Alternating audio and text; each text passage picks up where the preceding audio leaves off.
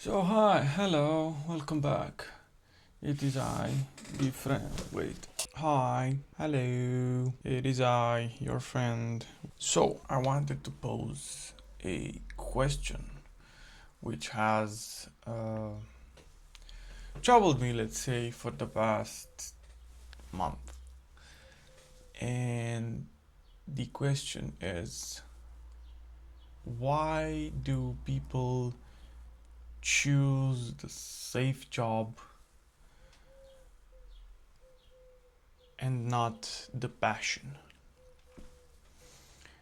And I have been thinking about it, like most people do, when they get to a point in life where their so called passions can become actual jobs.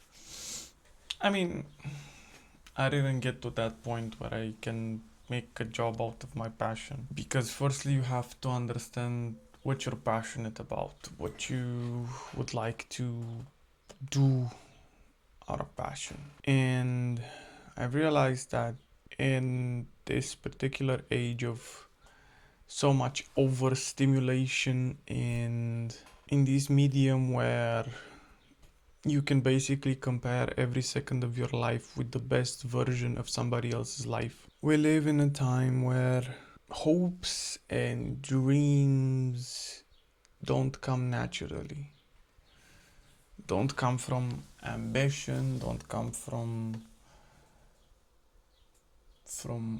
actual wants. They come from a place of envy, they come from a place of lust and of pride. And I know I just compared uh, desires or hopes and dreams with 3 or 4 of the 7 deadly sins, but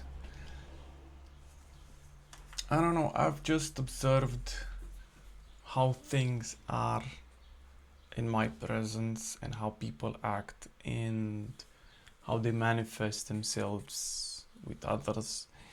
And a lot of the time, people, I've noticed, and even myself included, I'm a prime example of this particular fault. Um, they tend to compare their most miserable moments with the highest highs that other people have, which is one of the most unhealthy practices of social and psychological existence which I could find. I just see it that way. It's it's a unnatural manifestation in regards to a fragmented social understanding of the concepts that surround us. And there's a chef, I forget his name, I think Pierre or something. He's the guy that trained the other chef, which is the blonde one, Gordon Ramsay. So there's the chef that trained Gordon Ramsay, and I've seen him cook a few times. And the difference between him and Ramsay, it's an interesting way of looking at them. But regardless, it's show business. Many people know them from the lamb sauce and whatever else. But what I wanted to say is that at one point, let's call him Pierre. I don't know what's his name, but let's call him Pierre because I know he's French, or I think he's French. So at one point, he said something like, uh, and I'm not quoting, but I'm paraphrasing. People try to overcomplicate cooking. They try to cook an egg in 100 different ways, while at the end of the day, it's still an egg. You fry it, you boil it, you mash it, you beat it, you poach it at best, which is, if you poach an egg, it's basically just another way of boiling it. If you fry an egg, you just fry an egg. If you make an omelette, that's just a fried egg with extra steps. If you can cook it, undercook it, overcook it, carbonize it, eat it raw, it's an egg. And so what I remember him saying was something in the lines of, people overcomplicate things. You don't need many ingredients, you don't need the best knives, you don't need the best utensils. You need the passion. You need to do it because you want it. And there's a saying that goes like, the best cook is hunger. And I 100% believe it, because a lot of the opportunities that come in life to succeed and shine come from desperation and come from the most terrible and painful ideas and memories. Look at Van Gogh, creating some of the most beautiful paintings with some of the most original brushwork, and it's all come from a place of unfathomable shadow. Every true great piece of art comes from a place of shadows and darkness. And I believe that is the point where passion is created. And so, circling back to the idea, why would you choose a normal job, a safe job, as one would put it, over the passion? And truth is, your body will die much faster than your soul and mind, because hunger eats you faster than envy. And I understand that there is a certain perpetuity which the mind creates for certain emotions and ideas. However, I believe that if you're hungry enough, you will forget about envy. If you're thirsty enough, you will forget about pride. And if you have just less than enough oxygen, every prejudice you had, every wish disappears faster than it appears, or it perpetuates itself. Regardless, the point is basically, in most situations, because not many of us are in positions of power and economical stability. For many of us, it is better to choose a safer job than to rely on our passion. Because, at least from my experience and from my expertise, both personal and professional, true passion can yield amazing results only when it's filtered to the prism of obsession. To properly utilize a passion, you need to be utterly obsessed with the way it manifests in your life. And you, in the other meaning, in the other sense, manifest through your passion. You need to be completely obsessed with it. And the psychological literature, I'm pretty sure, and I'm saying I'm pretty sure because I actually don't have that much of a mental library of psychological literature, and I realized this quite recently. I do not possess that much of a psychological literature library which I can access all the time, because a lot of the people that have a lot of information are older because they've got the opportunity to read and write and overanalyze a lot of ideas. And so I have to accept the fact that indeed most of the people that have come from my generation and those that come after are somewhat called um, old souls. However, most of us and most of them are not actually old souls. There's very rarely that which is called an old soul. We're just children that learn from early stages of life that keeping to yourself and not creating issues for others is the best way to proceed. And whoa, my light is going down. Okay, I'll give me a moment. Uno momento, por favor. Let's hope it stays on. So, where was I? As I was saying, wait, I need to remember my point. So, we ourselves are not. We just understood the fact that keeping to ourselves it's the best way to proceed in life.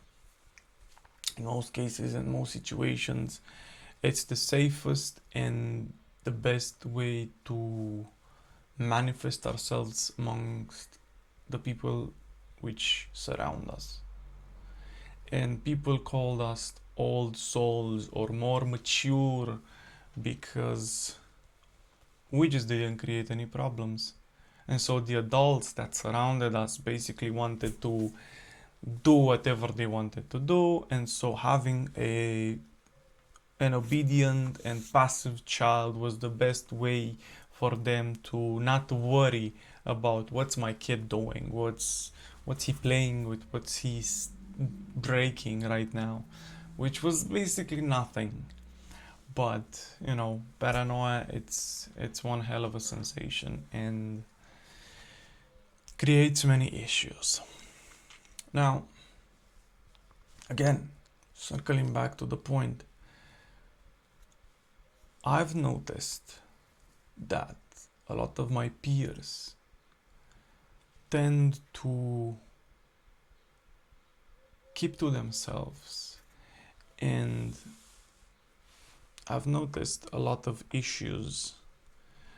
And when I say my peers, I'm mainly concerned with those that actually surround me. This is not the moment or the episode or the point where I will make a psychoanalytic chart over the internet and what's happening there. That's not my point right now, because that would take a long time and I am not really in the mood to create that. However, as I was saying, but as far as those that surround me are concerned, I have noticed that there are particular trends which encompass us. One of those is the how should I call it? The appearance of an abundance of jobs.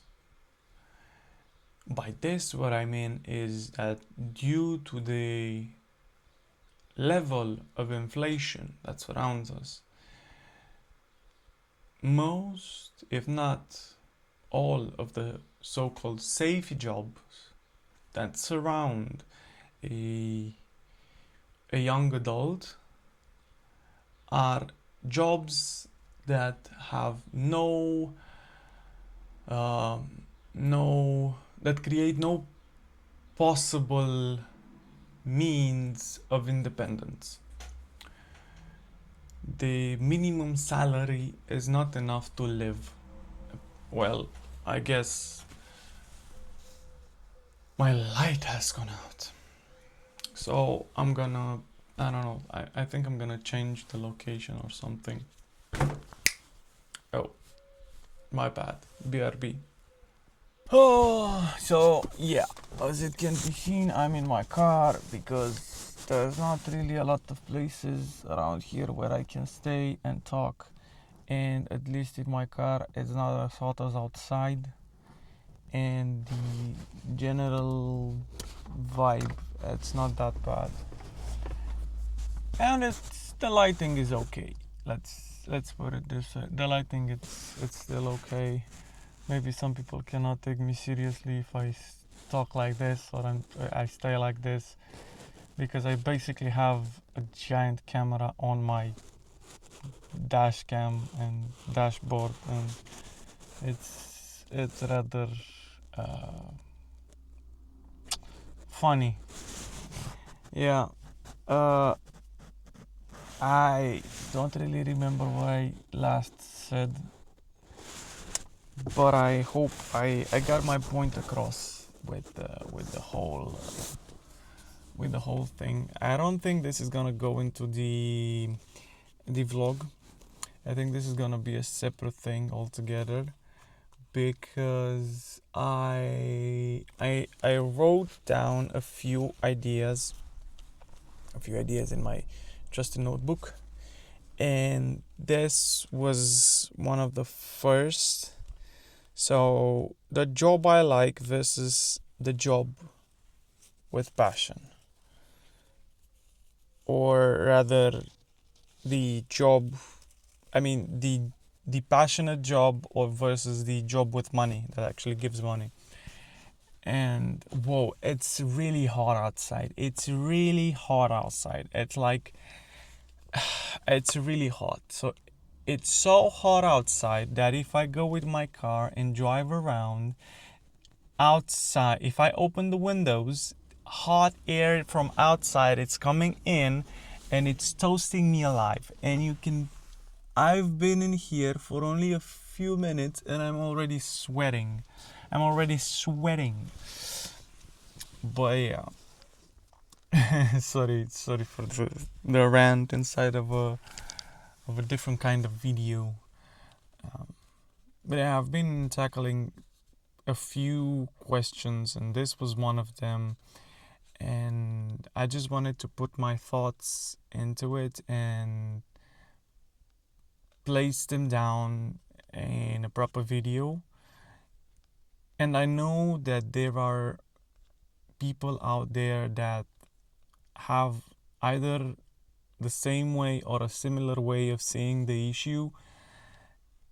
And honestly, I believe I may be in a closed space. I may be in an echo chamber of my own ideas. That may be the case. I do not doubt that. I do not doubt for a second that particular idea. And it may be the case. However, the evidence that I've seen and I have noticed pushes me to believe that you can do what you like a passion or whatever else, within certain conditions. You either have to have a day job from which you could take the money and put it into your passion and push that for a long time. You can either come from a wealthy background, which would give you the easiest way of just doing whatever you want, because I've known multiple types of rich people. I've known the arrogant, narcissistic version of the rich person that does not give any care in the world to anything and basically indulge in hedonistic ways. I've known that type of person and I've distanced myself from that type of person. I've known the selfless and good-spirited, good-hearted, I actually have known one person like that actually comes from a very good background. So as far as rich people that I've known, rich correction, rich people my age or coming from rich families, and by rich I mean the type that have at least 3 cars, which are like some of the newest models, and have multiple places to live, at least 2 houses, at least 2 apartments, at least that. They have at least that, besides parents with businesses and stuff like that. So that kind of wealthy. I don't know like super wealthy people, but I've known like a few of those. And at least from what I know, from people born with a silver spoon, um, the percentage of those that are arrogant types, it's higher than those that are not. Even though at the end of the day, when you shrug off everything, you're still a normal human being. You're still a normal person. So at the end of the day, it doesn't matter if you have like all the money in the world or no money at all. You still get hungry. The difference is the poor either eat or don't, or have very less, and the rich usually have whatever they want. When you're poor, you don't have that much of an option. So the poor, the lower the economic or the financial stability is, the lower the percentage of the wants that you have.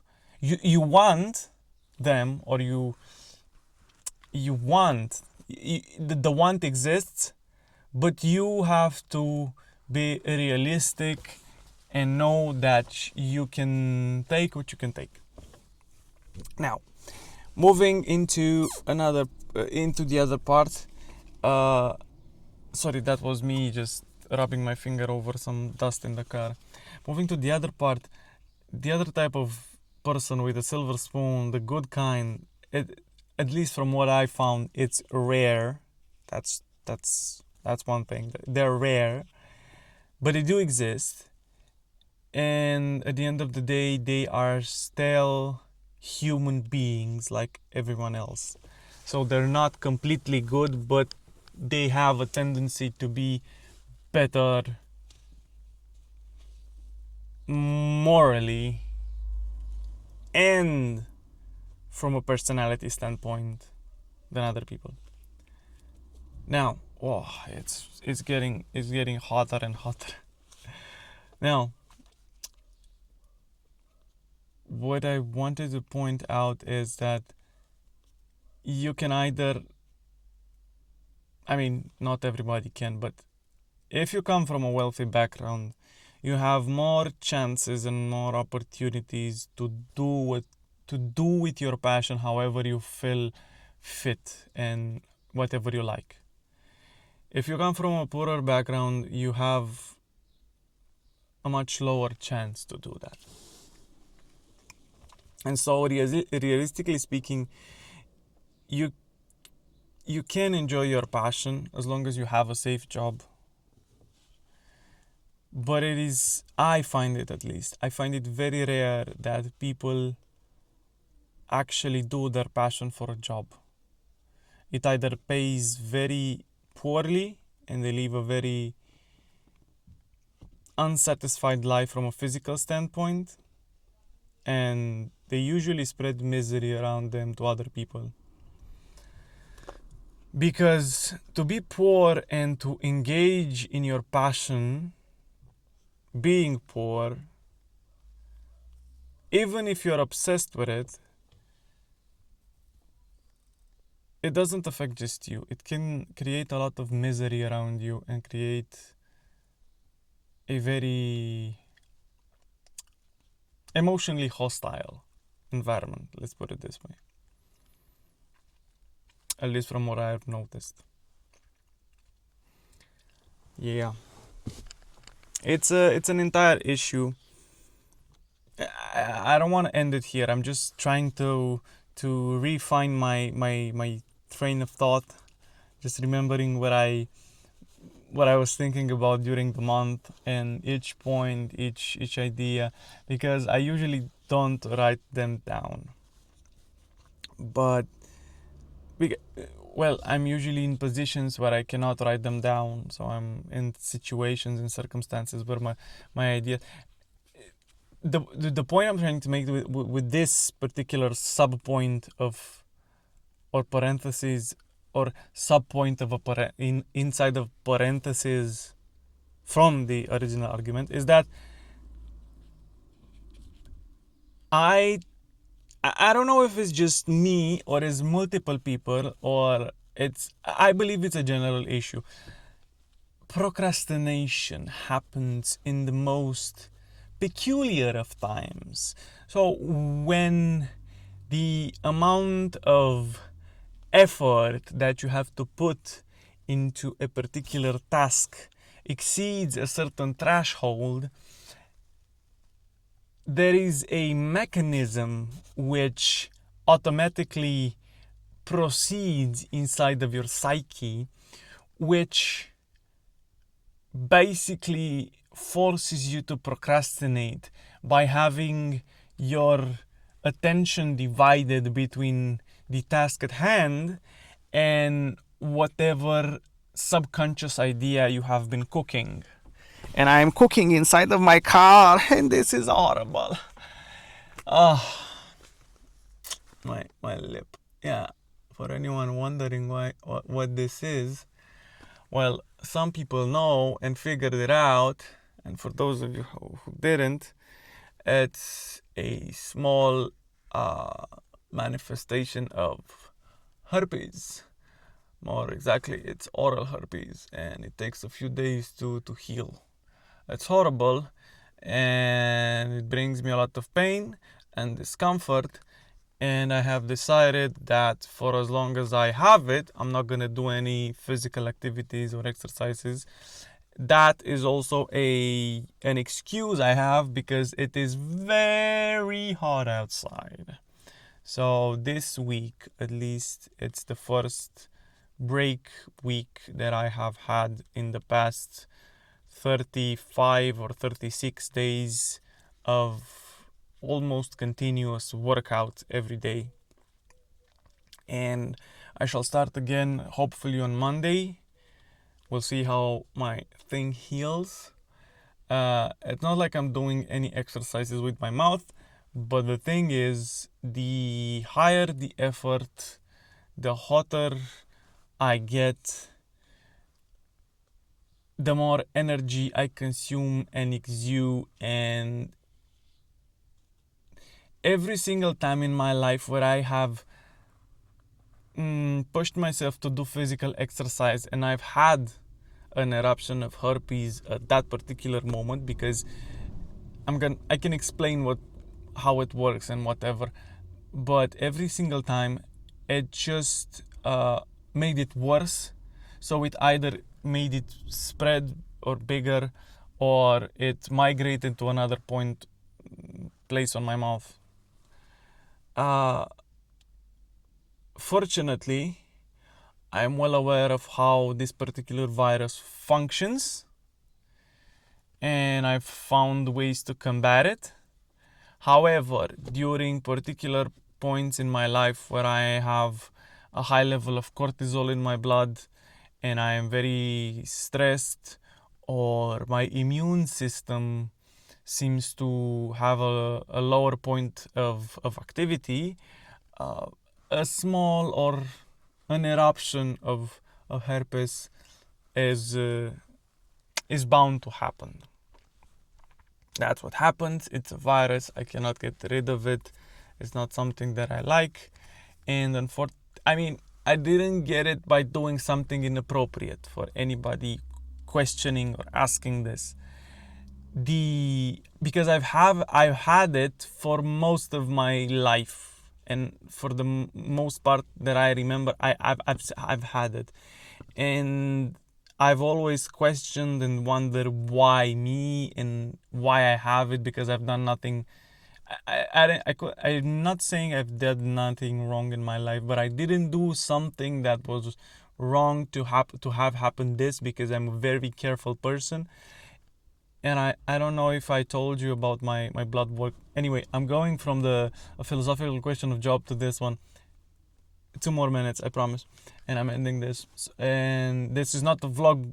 This is not the vlog. This is a serious thing, but I'm just rambling on a little bit.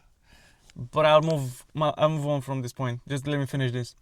So, what I was saying is, the place I suspect I got it because I've had it for most of my life.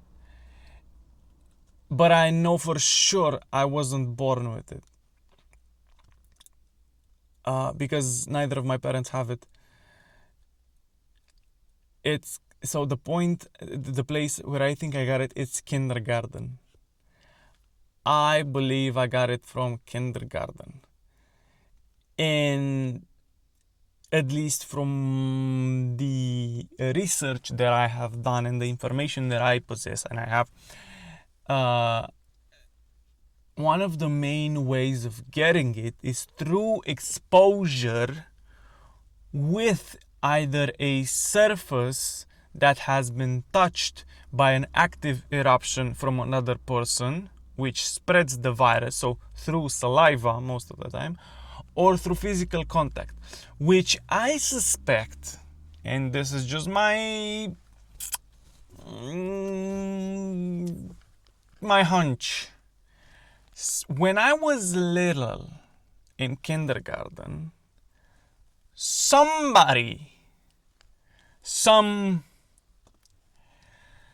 person, to not use any bad words, some person who had either an active eruption of herpes or was just past the point of having an active eruption. Because if you don't know, once the virus starts, once the eruption starts receding, so it goes back, you still are prone to spreading it. So you need to be very careful not to spread it and not to have people drink after you or use the same towel or use the same thing. And be very careful with what you touch it, because if you touch it and move it to somebody else's skin, usually it doesn't manifest on other places, but it manifests in places where it's a lot of humidity, so around the mouth. And there is also other types of herpes, which I'm not gonna get into because they're a bit more disgusting. Anyway, moving forward. So my hunch is that somebody who had either an eruption at that point or were past it and were still susceptible to spreading it, gave me some sort of physical contact, some touch, some kiss on the cheek, on the lip, on the whatever, while I was in kindergarten, which uneducated primates who spread it like it's nothing. Anyway, sorry, my bad. Moving forward. The thing is, I'm not the only one from that kindergarten class that had it and still has it. So that's why I suspect it in that manner, in that way. And so that's one way. Or I could have drank some water or something from a cup or glass that belonged or was touched, or from somebody else that drank from it, which had an active eruption or a close to post active eruption. So that's my suspicion of it.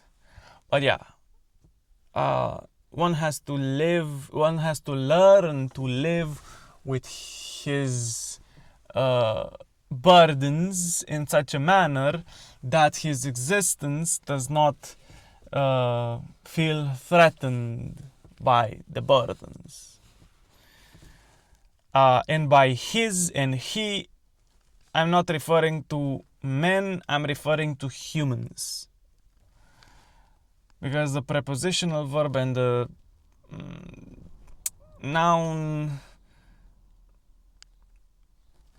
the grammatical point of expression of which I'm referring to strictly refers to the noun human.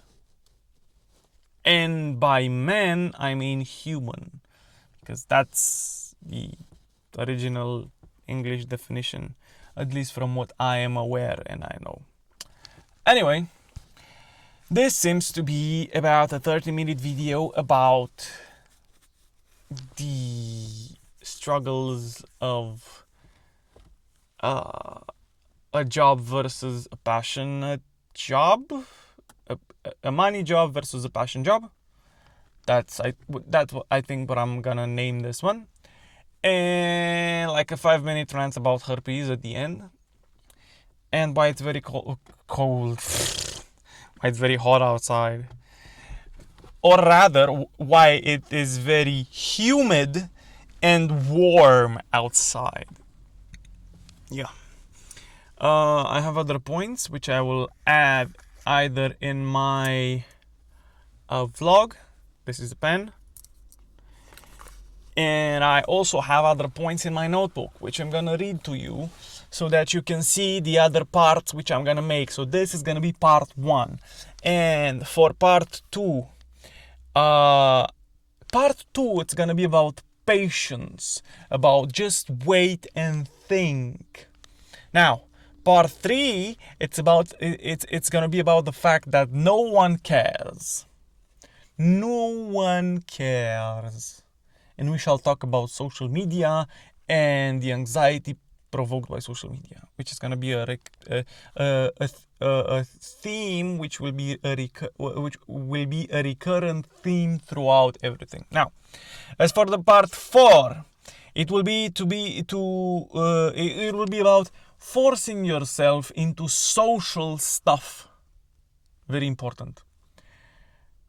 And I'll leave part 5, 6, 7, 8, 9, and 10 for later. But these are gonna be the next videos, which I'm not gonna do today because I'm very hot and my light is gone down, and I'm not gonna do today because I need to clear my mind.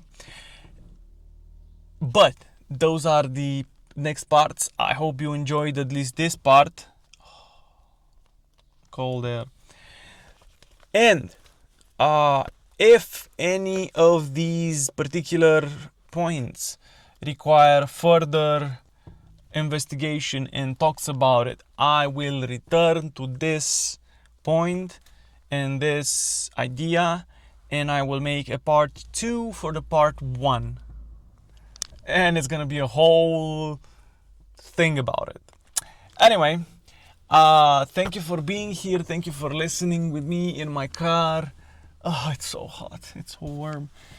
And I will now go and put this on my computer and stay in the cold as much as I can.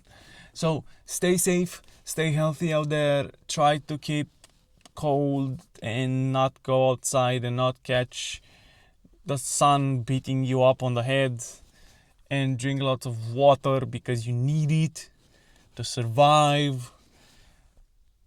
And I'll see you when I see you, my dear, which will be very soon because I have to also record the vlog. So wait, no, I'll keep this one because not yet. I'll kiss you later. I'll give you a kiss later. I don't want you to get sick. I don't want you to suffer like me. This shit hurts. My bad. So, I'll kiss you when I get better, and I'll see you a bit later. Bye.